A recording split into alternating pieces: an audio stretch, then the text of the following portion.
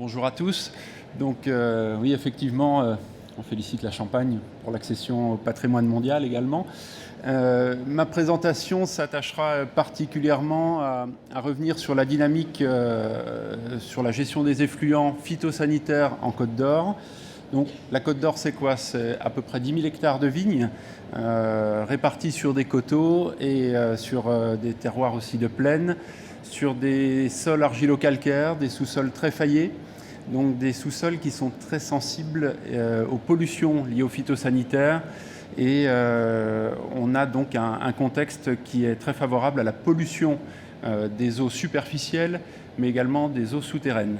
Donc, juste pour information, si l'on prend juste la côte viticole, côte de Beaune, côte de Nuits et Haute-Côte, on n'a quasiment aucun point d'eau potable qui soit indemne de produits phytosanitaires. Alors sans dire qu'on soit tout le temps ou régulièrement au-delà des seuils réglementaires, mais c'est quand même un signe fort. Et donc la démarche que je vais vous présenter a été faite dans ce sens-là, c'est celle d'améliorer la qualité de l'eau et surtout d'assurer la pérennité des ressources en eau, pas uniquement sur la zone viticole, mais principalement. Alors, donc l'origine de la démarche, c'est ce dont je viens de vous parler, la qualité médiocre des eaux superficielles, une concentration en cuivre des boues de certaines stations d'épuration avec un signal d'alarme tiré très précocement par Veolia, notamment dans notre secteur, où on avait des boues qui atteignaient des limites inacceptables, et donc on craignait d'avoir des boues de stations d'épuration qui ne puissent plus être valorisées en secteur agricole. On avait également un certain nombre de viticulteurs et particulièrement de syndicats viticoles qui avaient pris conscience de cette problématique qualité de l'eau depuis très longtemps, depuis le début des années 90, mais par manque de réglementation ou de moyens techniques pour gérer ces effluents, qui étaient un petit peu en demande, en réflexion et surtout en attente pour mettre en place des structures qui permettent la gestion des effluents de lavage de leurs pulvérisateurs.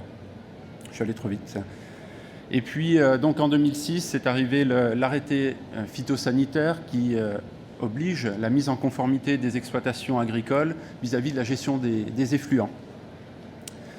Alors, juste un petit exemple pour le secteur de Meursault. Donc, Meursault, qui est une des plus grosses communes viticoles de Côte d'Or et qui était la première commune également à mettre en place une aire de lavage collective. Quelques matières actives retrouvées dans les eaux superficielles, alors avant entrer en station d'épuration et avant aussi la mise en place de l'aire de lavage en 2007, donc des matières actives que vous connaissez pour certains très bien. Je ne vais pas m'appesantir sur le type de matière active et à quoi elles servent, mais surtout vous dire que suite à la mise en place de l'aire de lavage, il y a eu un développement d'un centre nautique sur la plaine de Meursault, entre Meursault et Beaune. Et entre les analyses d'eau qui avaient été faites en 2006 et les analyses d'eau suite à la mise en place de l'aire de lavage, on a quand même obtenu un abattement de 67% des pesticides dans ces étangs. Donc je pense que pour ceux qui étaient encore sceptiques sur l'intérêt de la mise en place des aires de lavage individuelles ou collectives, ce chiffre-là parle de lui-même. Alors pour accompagner les viticulteurs, ça n'a pas été très simple. Alors l'accompagnement technique qui a été géré par la Chambre d'agriculture de Côte d'Or à travers tout d'abord des formations en salle et puis également à travers un rôle d'assistance maître d'ouvrage auprès des syndicats viticoles.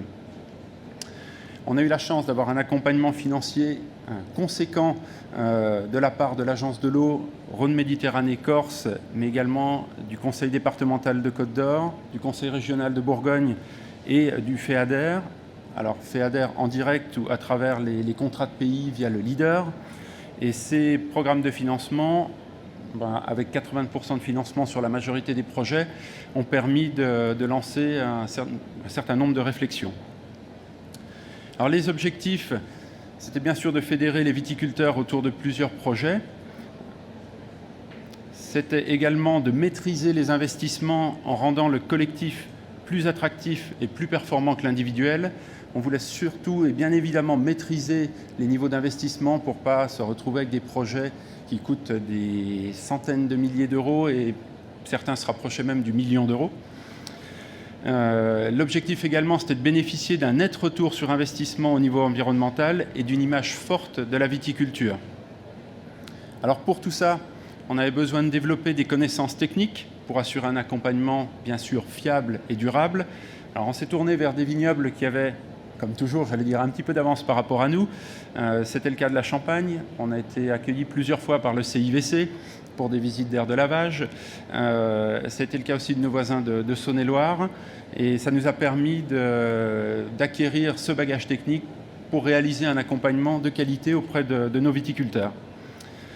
Il a fallu également réfléchir à la structure juridique la plus adaptée pour porter ces projets. Donc ces structures juridiques, et bien sûr, on s'est tourné aussi vers les financeurs pour savoir ce qui était le plus profitable pour pouvoir bénéficier d'un maximum de subventions. Et pour ce qui concerne la Côte d'Or, on est parti sur une structure de type syndicat agricole. Et aujourd'hui, chaque structure collective est gérée par un syndicat agricole ou par un syndicat viticole. On a également essayé de cibler des lieux d'implantation judicieux, là où il y avait des concentrations d'exploitation importantes. On a essayé aussi de trouver des lieux où les contraintes d'implantation étaient limitées, que ce soit des contraintes environnementales et des contraintes paysagères, et surtout des lieux avec une facilité d'accès importante. On constate que les viticulteurs ont un degré de tolérance pour se déplacer sur une aire de lavage qui est quand même assez restreint, qui est de l'ordre de 4 à 5 km. Donc ça restreint fortement les lieux d'implantation. Alors les conditions pour pouvoir mettre en place ces projets, bien évidemment, c'était un engagement des exploitations pour une durée minimale de 10 ans. Parce que vous vous doutez que derrière, il y a quand même un emprunt qui peut être conséquent pour les viticulteurs. Et si au bout de 2 ans, le site collectif n'accueille plus personne, ça allait poser pas mal de problèmes. Il fallait regrouper au minimum 80% des exploitations d'un secteur concerné. Alors ça n'a pas toujours été facile et ça a fait prendre un certain nombre de mois, voire d'années de retard pour certains projets. Parce que dans la fin on va dire en 2008-2009, on avait encore beaucoup d'exploitations qui n'étaient pas convaincues du bien fondé des aires collectives.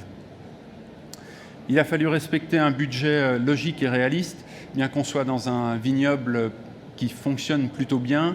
Les viticulteurs nous avaient mis une barre d'investissement ou de cotisation par matériel et par an qui ne devait pas dépasser 5 à 600 € hors taxe, tout compris. Donc forcément, à partir de là, on construit des projets qui correspondent à cet investissement. Alors les obligations, comme je vous l'ai dit précédemment, c'était le suivi et le soutien des financeurs publics. Jusqu'à l'année dernière, on a bénéficié de 80% de subventions sur le montant hors taxe, avec une limite d'investissement qui était fixée à 10 000 € hors taxe par matériel. Donc le calcul est tout simple, 50 matériels sur l'aire de lavage, un investissement de 500 000 €. L'objectif, c'était de réaliser un investissement nettement moins cher que l'individuel pour convaincre les plus réticents. Alors on en discutait tout à l'heure avec quelques-uns pendant la pause de midi. Aujourd'hui, on a des viticulteurs qui sont adhérents à la fois à des aires collectives et qui utilisent également une aire individuelle parce que ça fait partie de viticulteurs qui ont une exigence de lavage pour leur matériel qui est, on va dire, exceptionnelle. Alors la mise en place s'est faite autour de groupes de travail. On a souhaité travailler avec des petits groupes de travail, des petits groupes de viticulteurs qui géraient le dossier de A à Z. Nous, on intervenait uniquement en accompagnement et on insistait sur le fait que le projet d'aire de lavage, c'était bien le projet d'une zone viticole, mais non pas le projet de la Chambre d'agriculture de Côte d'Or. Toutes les préétudes nécessaires étaient mises en place avec les définitions des besoins, les recensements des domaines intéressés et également l'élaboration d'un cahier des charges qui était soumis à un maître d'œuvre. Donc on a travaillé uniquement avec des architectes locaux pour mettre ces projets en chantier. Ça prend à peu près 6 mois, quand tout se passe bien. Ensuite, une fois qu'on a un avant-projet, on le présente aux financeurs qui, évidemment, rajoutent leur petit grain de sel, apportent des modifications et donnent un accord de principe qui permet de lancer les appels d'offres auprès des différents corps de métier. On lance le projet suite au dépôt du dossier de demande de subvention et de l'accord de démarrage fourni par les financeurs. Vous avez encore là 6 à 8 mois qui se passent. Également, ensuite, donc quand tout est réuni, tout l'ensemble des pièces justificatives sont réunies, on peut démarrer les travaux qui durent généralement 4 à 5 mois. Puis, on peut réceptionner le chantier. On a encore 5 à 6 mois qui se passent. Ce qui veut dire que dans le meilleur des cas, on arrive à boucler un projet en 18 mois à 2 ans. Mais dans la plupart des cas, on va dire la moyenne se situe autour de 2 ans. Les points cruciaux qui ressortent des différents dossiers qui ont été menés, c'est bien sûr la motivation des acteurs principaux. C'est ce que je vous ai dit précédemment. Également la qualité du maître d'œuvre, parce que c'était quand même quelque chose de nouveau à la fois pour les maîtres d'œuvre et à la fois pour nous. On n'avait pas l'habitude de construire de tels bâtiments, qui sont quand même des bâtiments d'ampleur avec un grand nombre de normes à respecter. Il fallait faire aussi et proposer des projets réalistes. Alors, je dis souvent simple mais efficace, et éviter tout ce qui est sophistiqué, parce qu'on s'est rendu compte que partout on a voulu mettre de la haute technologie, on n'assure pas la pérennité des sites, parce qu'on gère quand même des effluents phytosanitaires qui sont très agressifs, et on n'est pas tout le temps avec des matériaux qui sont adaptés à l'utilisation de ces effluents. Également, il fallait choisir des systèmes de traitement efficaces. Alors, on a eu la chance sur la Côte d'Or d'avoir des prestataires de services qui ont investi dans des systèmes de traitement généralement basés sur de la filtration sur charbon actif. Mais le fait d'avoir des prestataires en local limite le coût du traitement. Et puis, dans certains cas, les viticulteurs ont souhaité investir sur des systèmes de traitement en propre. Ce sera les exemples que je vais vous montrer juste après. Au bilan, en 2015, on a 48% des domaines de Côte d'Or qui sont équipés d'un pulvérisateur qui sont adhérents à une aire de lavage collective. On a à peu près entre 5 et 10% d'exploitations qui sont équipées en individuel. On a encore du chemin à faire, mais on partait de très loin si on remonte à moins de 10 ans. Donc, si on se projette aujourd'hui sur les 3-4 années à venir, on devrait avoir quasiment 65% des exploitations raccordées à du collectif d'ici 2016-2017. Et puis après, le reste du travail sera à faire sur de l'accompagnement individuel. Alors, quelques exemples de projets qui ont été réalisés sur la côte viticole. Donc, l'aire de lavage de Meursault. Pourquoi je vous montre cette photo? Donc, c'était la première aire de lavage réalisée en Côte d'Or qui n'était pas couverte à l'origine.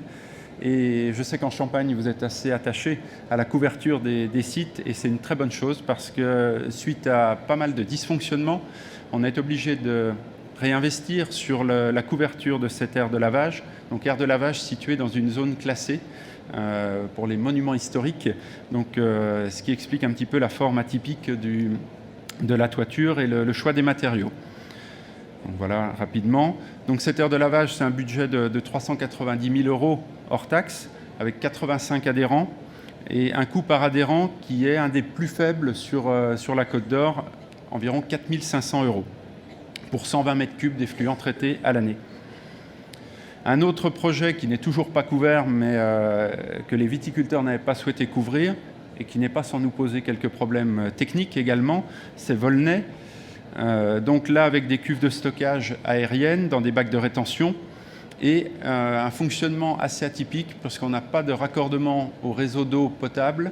On ne fonctionne uniquement qu'avec de l'eau de pluie, une récupération d'eau de pluie à partir de bâtiments adjacents. On a 4500 m² de toiture et on fonctionne à partir du stockage d'eau de pluie dans la bâche que vous voyez. On stocke 300 m³ qui servent à alimenter à la fois le remplissage et le lavage des pulvérisateurs. Donc 430 000 € hors taxe d'investissement pour 65 adhérents, 6 600 € par utilisateur pour 140 m³ en moyenne traités chaque année. Un autre type d'aire de lavage, bien plus simple, sur Chassagne-Montrachet, qui fonctionne avec un phytobac collectif. Donc c'est une des premières aires de lavage qu'on a développées avec un phytobac. On en a 3 actuellement, donc 2 bacs de 50 m², avec une toiture assez haute, positionnée dans un endroit bien ensoleillé, bien aéré, et qui donne une satisfaction entière. Donc sur ce projet qui comporte 2 pistes, on a un investissement qui a été quand même limité, 272 000 € pour 30 adhérents. On traite sur les 100 m² de phytobac 70 m³, et un investissement un petit peu plus élevé que les 2 aires précédentes, 9 000 €. Et là, une des dernières aires que je vais vous présenter, Corgauloin-Comblanchien, donc c'est le plus petit projet qu'on a mené actuellement sur la Côte d'Or, 15 adhérents, également avec un phytobac collectif, une seule piste de lavage, un investissement bien évidemment plus faible, 162 000 €, 35 mètres cubes d'effluents traités à l'année et un coût plus élevé. Alors l'idée de cette présentation, c'est volontaire que j'ai choisi ces aires-là, c'est que plus vous avez d'adhérents, plus vous rentabilisez votre projet, ça c'est sûr, et plus vous pouvez utiliser de systèmes performants en termes de traçabilité. Moins vous avez d'adhérents, plus vous revenez au stylo pour noter ce qui a été consommé par chacun des adhérents. Donc le bilan, c'est qu'en moins de 10 ans, on est passé de la réticence vis-à-vis de ces projets-là, et notamment vis-à-vis de la réglementation, à la satisfaction. Et aujourd'hui, quand on enquête auprès des viticulteurs adhérents, ils reconnaissent tous l'utilité et le confort généré par les installations, et on n'a aucun viticulteur qui serait prêt à faire machine arrière vis-à-vis de ces projets collectifs. En Côte d'Or, actuellement, partout où le collectif pouvait être envisagé, il l'a été, ou est en passe de l'être. On a 8 structures collectives en service, 3 projets bien avancés qui devraient voir le jour d'ici, on va dire, 2 à 3 ans, et une nouvelle aire qui va débuter sa construction au cours de l'automne-hiver 2015-2016. Deux approches, comme je vous ai montré, des petites à moyenne structure de 15 à 30-35 adhérents, plus faciles à gérer, moins rentables en termes d'investissement. Des grosses structures de 40 à 80 adhérents, plus sophistiquées, mais qui nécessitent, ça j'insiste bien là-dessus, une vraie gestion d'entreprise et un suivi pointilleux. Le viticulteur qui a la gestion du syndicat viticole ou du syndicat d'aire de lavage, pour lui, ce n'est pas un métier ou un travail à plein temps, mais pas loin. Parce que dès qu'il y a un souci, quel qu'il soit, c'est sur lui que ça retombe. Donc on insiste bien quand on met des projets importants en œuvre pour avoir des viticulteurs de confiance et compétents. Le bilan technique, les avantages des aires de lavage, c'est que ça permet d'extérioriser les opérations de lavage des pulvérisateurs en dehors des cours d'exploitation. Souvent, auparavant, tout se mêlait, lavage de tracteurs, réception de clients, cours de la maison familiale, etc. Donc là, quand même, c'est un net avantage.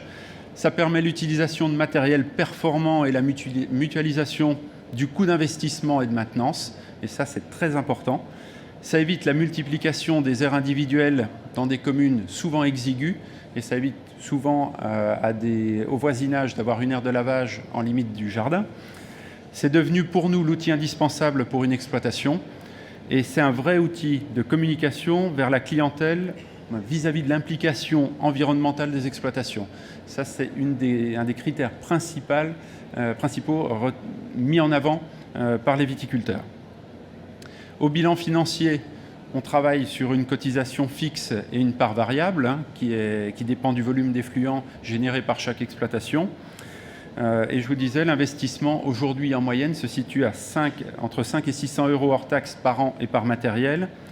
Et selon les structures, on a des modalités de calcul qui sont différentes, des prorata réalisés à la surface, des prorata selon niveau d'appellation, il y a plein de choses qui ont été mises en place. Au niveau des évolutions, sur les dernières aires de lavage, on essaie de ne plus laver que les pulvérisateurs, mais on essaie de laver l'ensemble du matériel d'une exploitation, le tracteur, les machines à vendanger quand il y en a, les véhicules d'exploitation. Donc on s'adapte par rapport à tout ça. Et également la nouvelle évolution, et c'est très bien pour nous, c'est le changement du parc matériel pulvérisateur. Et ça, ce n'est que mieux parce qu'on gagne en qualité de pulvérisation.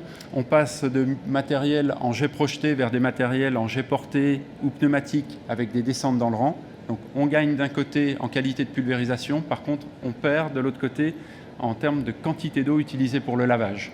Et c'est là-dessus qu'insistent certains viticulteurs en nous disant sur vos aires collectives, on peut laver, c'est bien, mais moi je voudrais fignoler mon pulvérisateur, donc je me reconstruis une aire de lavage individuelle sur mon exploitation pour fignoler le lavage de mon tracteur.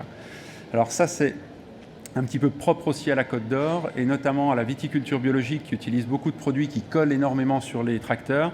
On a un petit peu plus de 15% des surfaces en bio certifiées actuellement, et dans ces cas-là, le temps de lavage pour les pulvérisateurs est beaucoup plus important que pour des tracteurs qui ont pulvérisé des matières actives conventionnelles.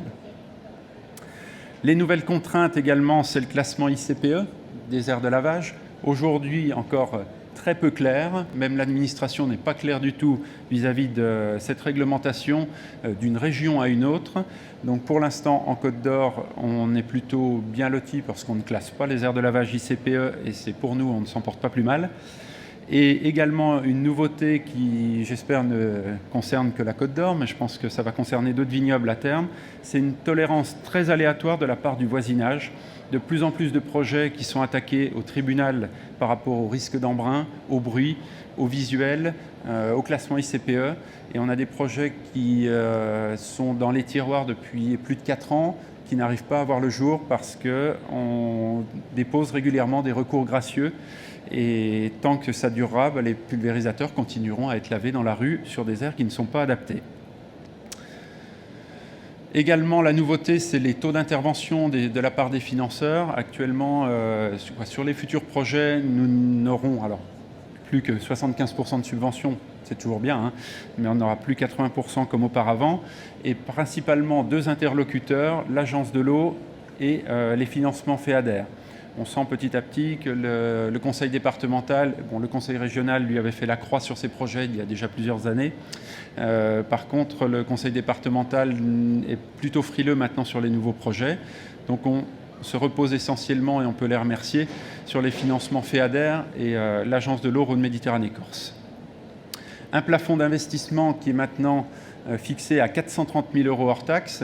Alors pour certains projets, ça nous aurait posé pas mal de problèmes pour les financer. Pour les projets à venir, ça nous convient, mais je suppose que pour d'autres régions, ça peut être un frein par rapport à ça. Ce qui nous oblige aujourd'hui, comme je vous le disais, à accompagner les exploitations hors zone collective, donc des exploitations qui ne pourront jamais accéder à ces aires en commun. Et donc on essaie de développer des structures individuelles en accompagnant au mieux ce type d'exploitation. Voilà, je vous remercie de votre attention.